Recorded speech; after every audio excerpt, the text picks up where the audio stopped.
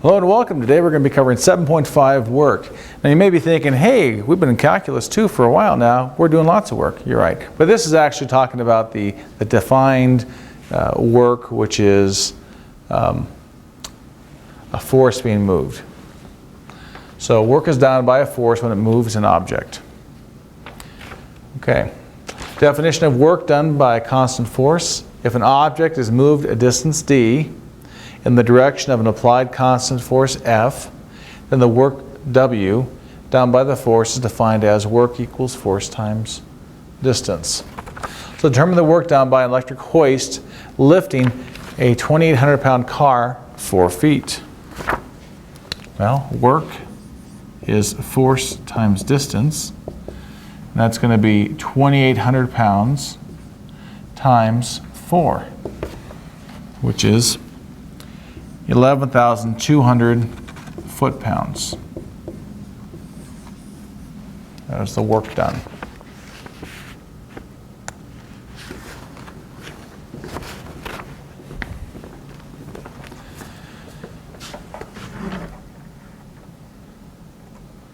Oops. There we go, a little high.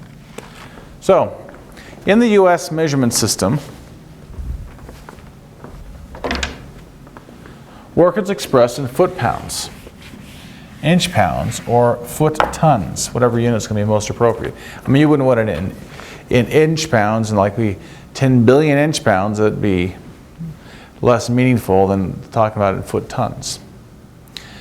In the centimeter-gram-second system, the basic unit of force is the dyne. The dyne is the force required to produce an acceleration of 1 centimeter per second on a mass of 1 gram. In this system, work is typically expressed in dyne centimeters, also called ergs, or Newton meters, also called joules, where 1 joule is 10 to the 7th ergs. Definition of work done by a variable force now.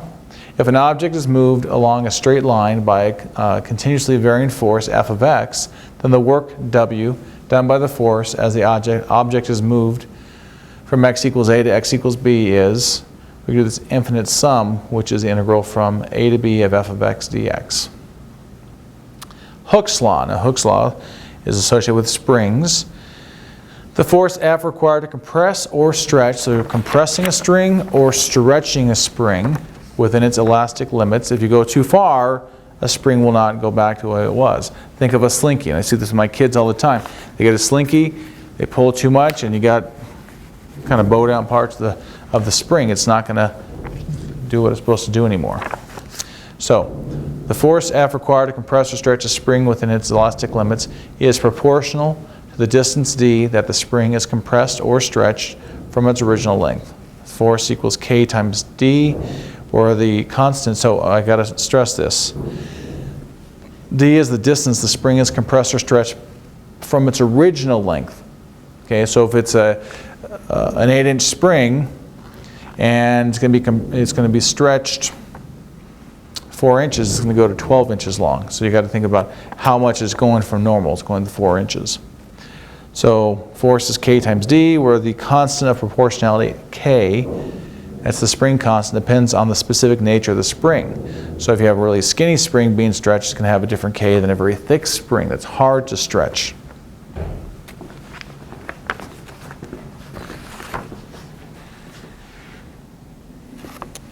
Newton's law of universal gravitation.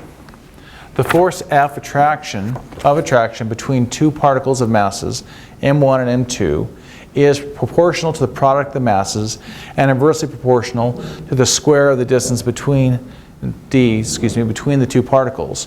So force equals k times m1 times m2 over d squared. So, for example, these two markers have an attraction between them. They want to come together. And if we're in space and there's no gravitational force acting upon them, they would eventually come together. But we're on Earth, and right now it's got several forces working against them. First of all, it's got the air pressure and the friction of the air trying to pull them together. That's going to stop them. It's got me holding them. I'm stronger than the gravitational attraction of these. If I put them down, the friction of the pin on this little shelf here is going to be greater than the force to pull them together. So there is an attraction to them, but not enough to overcome a lot of these other issues. So if M1 and M2 are given in grams and D is in centimeters, F will be in dynes for a value of K equals 6.670 times 10 to the negative 8. That's pretty small. Cubic centimeters per gram second squared.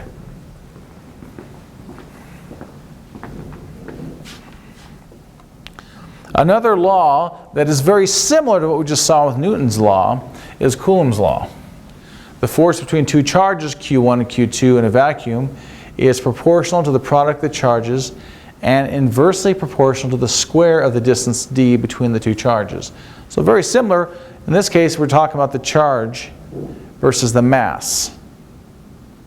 So it's Q1, Q2 instead of M1, M2. Q1 and Q2 are given in electrostatic units and D in centimeters. F will be in dynes again for a value of K equals 1. So here we have a different K. There will be a force of attraction between them. A force of 5 pounds compresses a 15-inch spring a total of 4 inches. So this is the distance that it compresses. It compresses at 4 inches. How much work is done? I have that written twice. In compressing the spring 7 inches.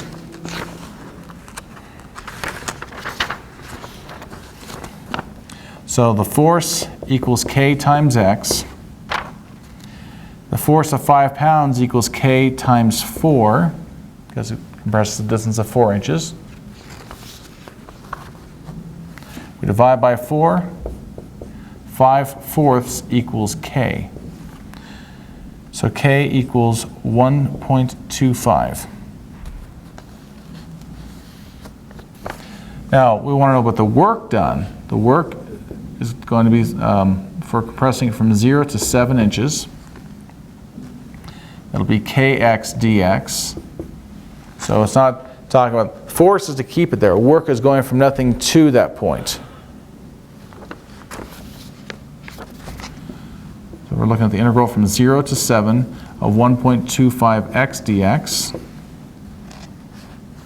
And that's going to be 1.25 x squared over 2 from 0 to 7.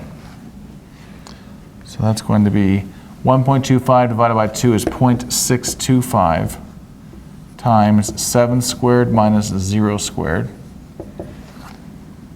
That's going to give us 30.625 inch pounds, because this was in terms of inches. If we want to go to foot pounds, we do 30.625 inch pounds times 1 foot per inch. This is called dimensional analysis. This way the inches will cancel.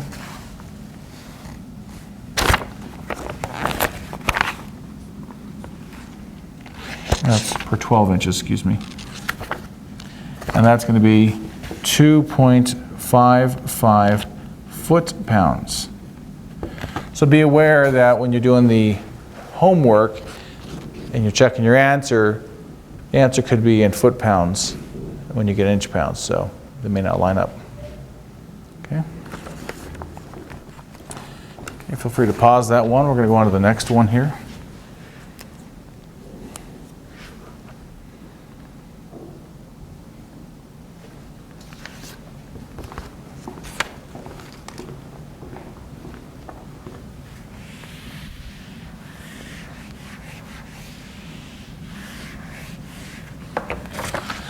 Neglecting air resistance, the weight of the propellant and the weight of propellant determine the work done in propelling a 5-ton satellite to a height of 100 miles above Earth and 300 miles above Earth.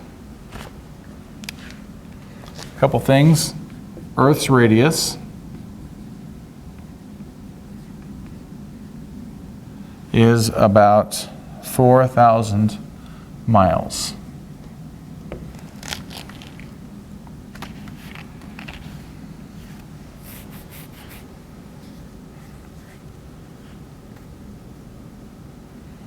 Now,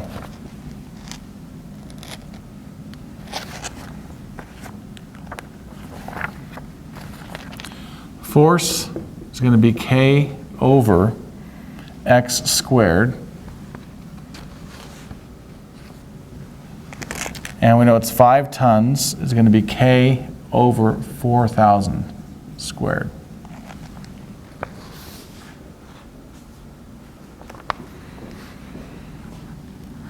So K would be 5 times 4,000 squared, which is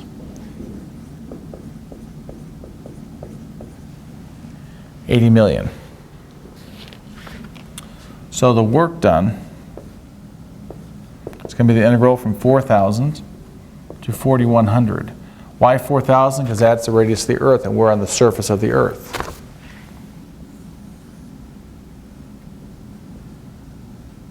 You're going to go another 100 miles up. So from 4,000 to 4,100, and that's going to be 80 million over x squared dx. And we're going to get negative 80 million over x from 4,000 to 4,100.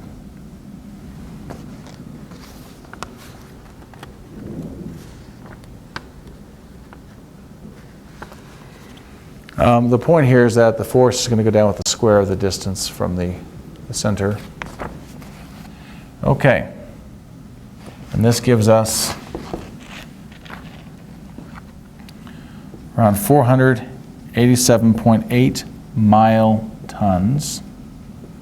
If we multiply this by 5,280 feet per mile and by 2,000 pounds per ton,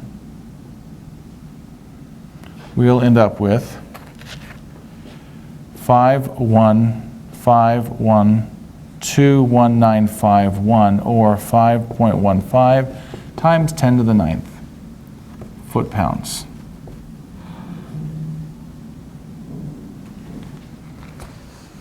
Because that's going from surface of the Earth to 100 miles above the Earth. In part B, we're going to go from surface of the Earth to 4,300 miles, or 300 miles above the Earth. Again, we'll have 80 million over x squared dx, and this is going to be negative 80 million over x from 4,000 to 4,300. And that's going to give us 13953.3 mile tons. And if we do the conversion, that's going to be 1.473 times 10 to the 10 foot-pounds.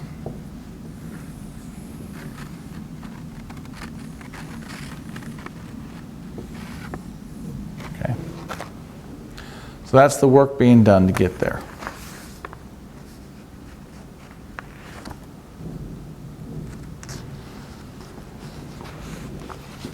I'm going to need more space, so I'm going to scroll this up a little bit. Feel free to pause that.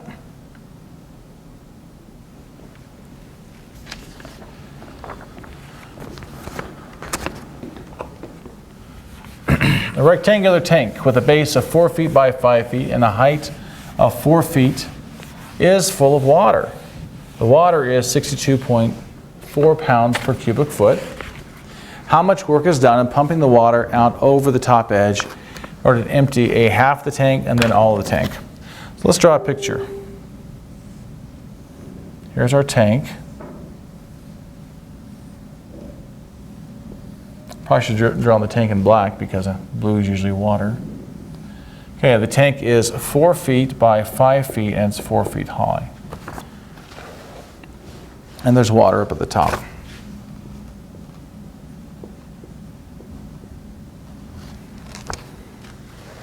So we're going to pump water out over the top. Now the way to think about these is just imagine some layer in here.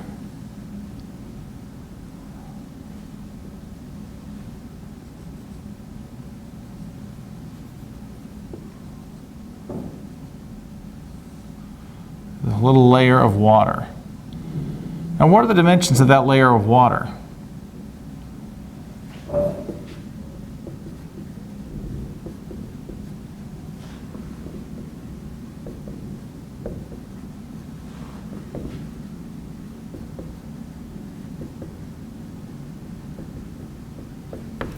It's going to be 4 feet by 5 feet by, we'll call it delta y.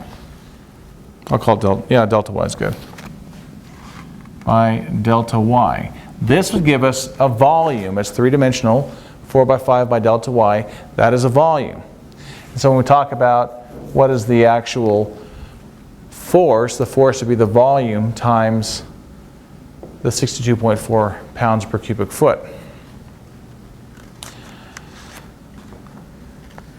And then we want to talk about where is it going. Well, this is the height.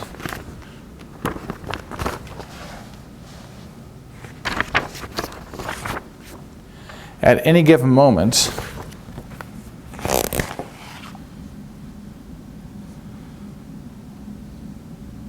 someplace y, think of this coming up and over. Well, how far is it traveling? Well, if y is close to 4 feet, it's not traveling very far. If y is down around 2 feet, it's traveling 2 feet. If y is down around 1 foot, it's traveling 3 feet. So the distance traveled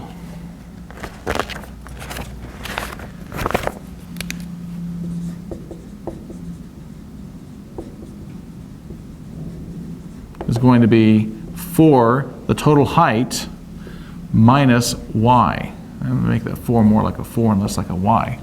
So it's going to be 4 minus y. The height of 4 minus wherever y is. So for part A, we're looking at the integral from 2 to 4 because it's from y being 2 to y being 4 of 62.4.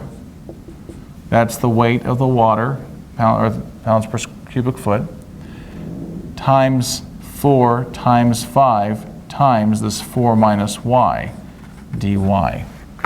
So 62.4 times 4 times 5 dy, that's our delta y dy, that's going to be the weight of one layer of it, and 4 minus y dictates the distance traveled.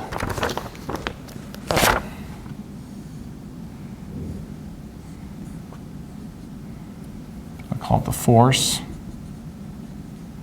and this part is the distance traveled. And it's a variable distance. It's not all going the same distance. Like I said, some's right at the top, doesn't have to go far. Others have to go like 1 foot, others 2 feet, 2.5, 3 feet, and so on. So this gives us the integral from 2 to 4. Let me pull something out. 62.4 times 4 times 5, that's going to give us 1248 times the integral from 2 to 4 of 4 minus y dy. And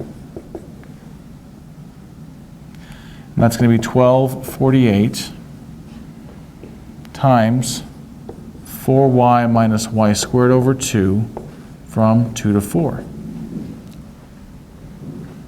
So we have 1248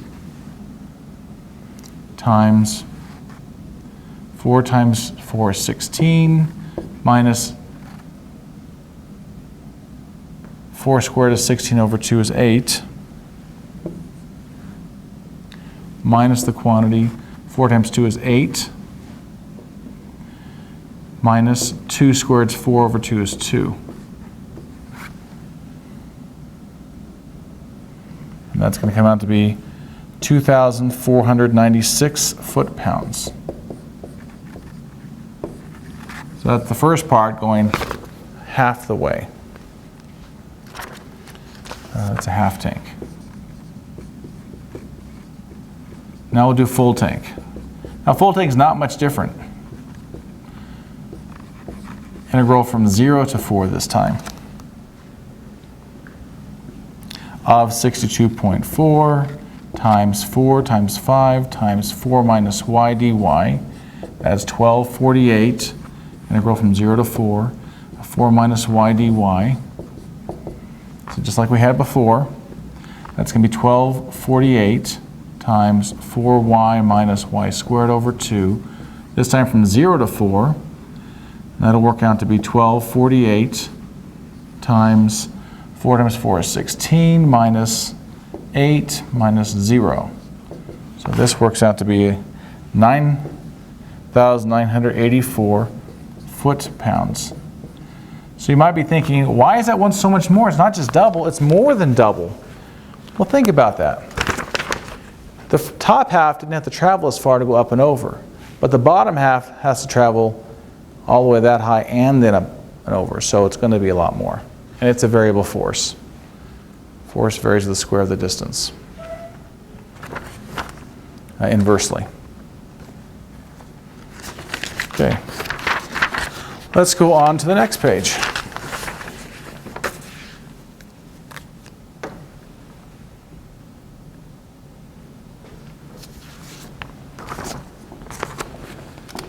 Consider a 15-foot chain that weighs 3 pounds per foot. So you know how much it weighs per foot, and this is an important part of it. Hanging from a winch 15 feet above the ground level. Find the work done by the winch in winding up 1/3 of the chain. So if you think about this, we have a winch.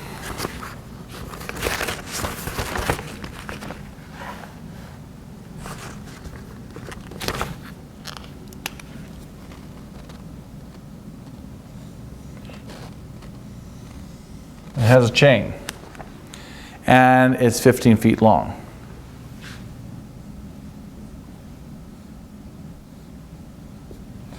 But we need to think about the chain in two parts, because it says 1/3 of it's going to get wound up. So if we break this down a little bit, so we have 5 feet of chain. This part's going to get wound up inside the winch. It's going to be on that spool. The remaining portion, which is 10 feet, it just gets shifted up. So in this part, it's just a force that moves up 5 feet. So we know the length. Length is 10. 10 times 3 pounds per foot, 30 pounds. 30 pounds, it gets moved up 5 feet. So there's a force times the distance, pretty straightforward. This portion here is the variable part, because that gets wound up. So it goes a little bit, that part's there, and the rest of it hasn't moved up yet, so that has to move up. And you can make it really hard on yourself, or you can think, oh, this is a variable force, it's going to be varying. So that, let me draw another diagram here of the same thing. So for that first part, that's going to vary by 5 minus y. Meaning, if y is small, it doesn't go far. If y is bigger, it goes further.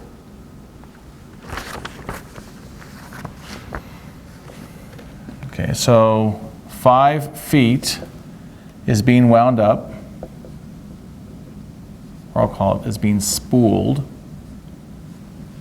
10 feet is being lifted.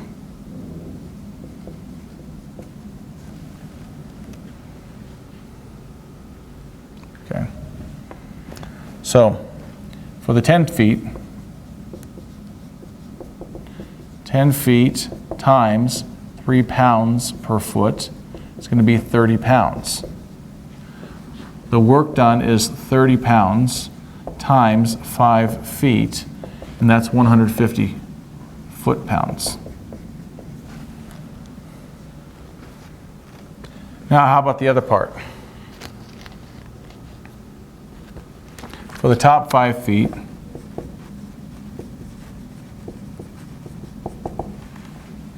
we have an integral from 0 to 5. From 0 to 5, or 0 to 5 this way, let's think of it that way, of 3 pounds per foot times 5 minus y feet dy. So if you think about one little section of this, think of that as dy. This is the distance it's going to go. The variable distance is going to vary, depends on where we are. and it's 3 pounds per foot. So this is going to be the integral from 0 to 5 of 15 minus 3y dy, which is 15y minus 3y squared over 2 from 0 to 5. So it's 15 times 5 minus 3 times 5 squared over 2 minus 0. And that's going to be 37.5 foot-pounds. So we have 150 foot-pounds plus 37.5 foot-pounds is 187.5 foot-pounds. That's a dot there between them, like times. Okay, and that is the end of that problem. One more example to do for this section. So again, feel free to pause this.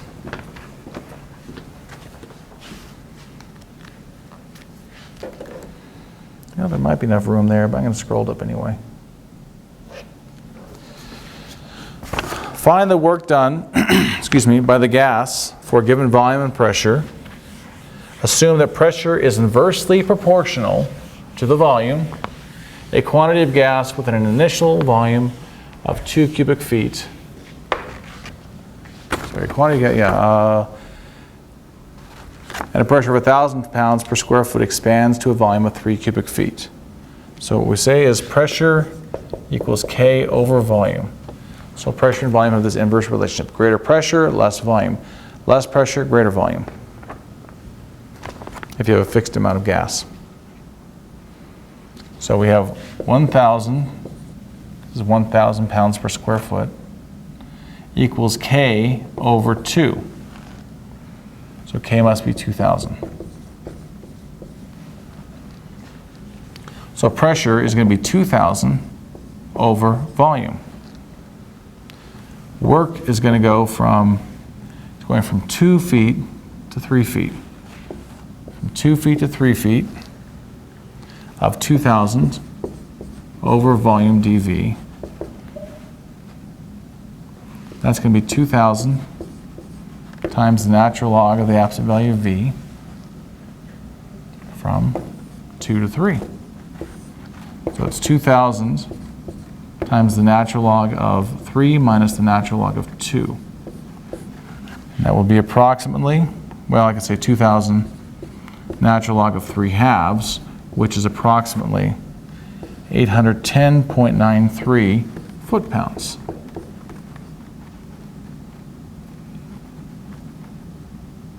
Okay, so I hope you liked this section on work. I hope it's not too much work for you. Okay, that's it for 7.5. See you guys later.